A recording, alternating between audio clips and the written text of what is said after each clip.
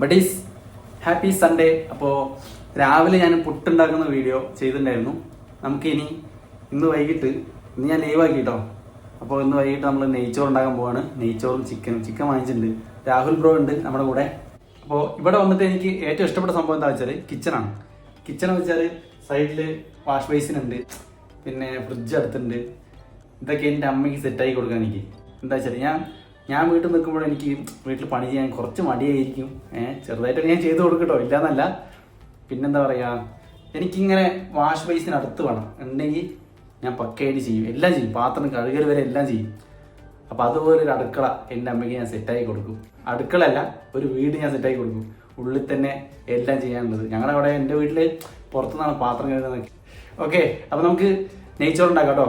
Come on. ഇതിനായിട്ട് ആദ്യം തന്നെ ഉള്ളി അരിഞ്ഞ് സെറ്റാക്കേണ്ടതുണ്ട്. അപ്പോൾ രാഹുൽ ബ്രോ പണി തുടങ്ങിയിരിക്കുകയാണ്. ഉള്ളി അരിഞ്ഞ് കഴിയുന്നതും കുറച്ച് ചായ കുടിക്കണം എന്ന് തോന്നി. അപ്പോൾ ചായ കുടിച്ച് കഴിഞ്ഞിട്ട് ബാക്കി ചെയ്യാമെന്ന് വിചാരിച്ചു. 1 കിലോ ചിക്കനും 1 കിലോ അരിയുമാണ് കേട്ടോ ഞങ്ങളൊന്ന് വാങ്ങിയത്. അരി കണ്ടപ്പോൾ തന്നെ എനിക്ക് ഡൗട്ട് തോന്നി, ഇത് ബിരിയാണിയുടെ അരിയാണോ എന്നുള്ളത്. ചായക്കൊപ്പം കടി എന്താണെന്നറിയോ?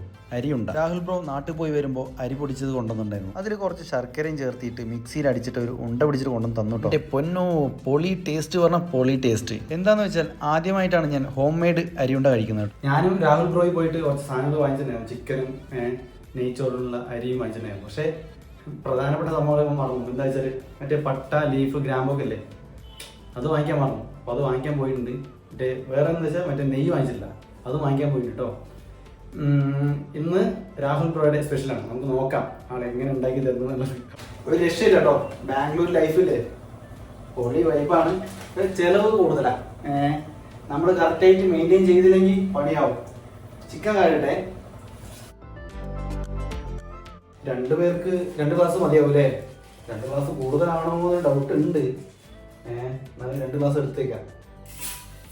ഇനി നമുക്ക് നെയ്ച്ചോറ് ഉണ്ടാക്കുന്നതിലേക്ക് കടന്നാലോ. അരിയും ചിക്കനും കഴുകി കൊടുത്താൽ ഞാനാട്ടോ, ബാക്കിയെല്ലാം ആളെന്നെ ചെയ്തു തീർത്തു. എനിക്കാണേലോ വീഡിയോ എടുക്കുന്നതിന്റെ തിരക്ക്. ബട്ട് ഇതാണ് ഞാൻ ഇടയ്ക്കിടയ്ക്ക് പറയുന്നത് രാഹുൽ ബ്രോ.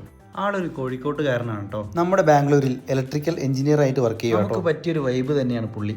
ഒരു രക്ഷയില്ല. അങ്ങനെ വാങ്ങിയ ചിക്കനിൽ നിന്നും 2 ലെഗ് പീസ് മാറ്റി വെച്ചിട്ടുണ്ടായിരുന്നു ഫ്രൈ ചെയ്യാൻ. നമുക്ക് കറി വെക്കുന്നതിലേക്ക് കിടക്കാം. ഒരു സൈഡ് നെയ്ച്ചോറ് വെന്തുകൊണ്ടിരിക്കുക കേട്ടോ, അപ്പുറത്ത് നമ്മൾ കറി വെക്കുന്നുണ്ട്. ഈ വീഡിയോ എടുക്കുന്നതിന്റെ ക്രെഡിറ്റ് മൊത്തം നമ്മുടെ രാഹുൽ ബ്രോയ്ക്ക് കേട്ടോ. ഞാൻ ബാംഗ്ലൂരിലേക്ക് വന്ന് ആളെ പരിചയപ്പെടുമ്പോൾ തന്നെ ഞാൻ പറഞ്ഞിട്ടുണ്ടായിരുന്നു ഞാൻ ചെറുതായിട്ട് വ്ളോഗൊക്കെ ചെയ്യുന്ന ആളാണെന്നൊക്കെ. ഒരു ക്യാമറ ഇല്ലാത്തതുകൊണ്ടാണ് ഞാൻ എല്ലാം നിർത്തിയെന്ന് പറഞ്ഞു. എടുത്ത വഴിക്ക് അങ്ങേര് പറഞ്ഞൊരു കാര്യമുണ്ട്. എൻ്റെ പൊന്നെ, അങ്ങേരുടെ കയ്യിലുള്ളത് ഒരു 16 Pro ആണ് കേട്ടോ, ആപ്പിൾ. നീ വീഡിയോ എടുക്കുന്നതിനെ കുറിച്ചൊന്നും ഓർത്ത് പേടിക്കുകയോ വേണ്ട പറഞ്ഞു. എൻ്റെ കയ്യിലുള്ള ആപ്പിൾ എടുത്ത് നീ എന്ത് വേണമെങ്കിൽ ചെയ്തോ പറഞ്ഞിട്ടോ.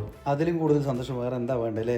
ഇനി നമുക്ക് ചിക്കൻ കറിയിലേക്ക് കടന്നാലോ. നോർമൽ ഇടുന്ന പോലെ എല്ലാ പൊടികളും ഇതിലേക്ക് ഇടാം കേട്ടോ. മുളക് പൊടി, മഞ്ഞപ്പൊടി, മല്ലിപ്പൊടി, ചിക്കൻ മസാല, പിന്നെ മെയിനായിട്ട് മറന്നു പോകുന്ന ഒരു സംഭവമാണ് ഉപ്പ്. അത് മറക്കാതെ ഇടണം. എല്ലാം കൂടിയിട്ട് ഒന്ന് മിക്സ് ചെയ്യുക. ഞാൻ ഇങ്ങനെയോട് ചോദിക്കാൻ പറ്റ ഒരു കാര്യമുണ്ട്, കറി എന്തിനും എങ്ങനെ വെക്കണേ എന്നുള്ളത്. സാധാരണ ഉണ്ടാക്കുന്നത് എങ്ങനെ വെച്ചാൽ ഉള്ളി, തക്കാളി, പച്ചമുളകൊക്കെ വഴറ്റിയിട്ടല്ലേ എടുക്കുക അല്ലേ. നേരത്തെ ഇട്ട പൊടികളൊക്കെ അതിലിട്ട് മസാലയാക്കും അല്ലേ. പക്ഷേ ഇങ്ങനെ എൻ്റെ അമ്മ വീട്ടിൽ ചെയ്യാറുള്ളതാണ് കേട്ടോ. എണ്ണയ്ക്കൊക്കെ നല്ല വിലയുള്ള സമയത്ത് എൻ്റെ അമ്മ എളുപ്പത്തിൽ ഇങ്ങനെ കറി വെക്കാറുണ്ട്. 2 ലെഗ് പീസ് നമ്മൾ ഫ്രൈ ചെയ്യാൻ വേണ്ടി മാറ്റി വെച്ചിട്ടുണ്ടല്ലോ, അത് നമ്മൾ മസാല വെച്ച് പിടിപ്പിച്ചു. ഇനി ഒരു പാന് വെച്ച് അതിലേക്ക് ഓയിൽ ഒഴിക്കുക. ഓയിലൊന്ന് ചൂടായി വരുമ്പോൾ ലെഗ് പീസ് ഇട്ട് കൊടുക്കുക. ഈ ഗ്യാപ്പിൽ രാഹുൽ ബ്രോ ലെഗ് പീസിനെ മോഡിഫൈ ചെയ്തുകൊണ്ടിരിക്കുകയാണ് കേട്ടോ. മസാല പിടിക്കാത്തതുകൊണ്ടേ എല്ലാ ഭാഗത്തും മസാല പിടിപ്പിക്കുക.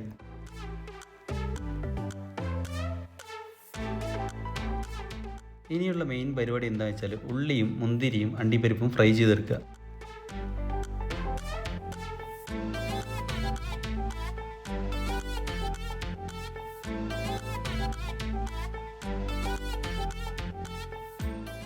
ബഡീസ്, അപ്പോൾ ഞങ്ങൾ 2 പേരും കൂടി ഫുഡ് കഴിക്കാൻ പോവുകയാണേ. ഇനി നമുക്ക് പുതിയ വീഡിയോയിൽ കാണാം. എന്തായാലും നിങ്ങൾ ചാനൽ ഫോളോ ചെയ്ത് വെക്കുക, സബ്സ്ക്രൈബ് ചെയ്ത് വെക്കുക.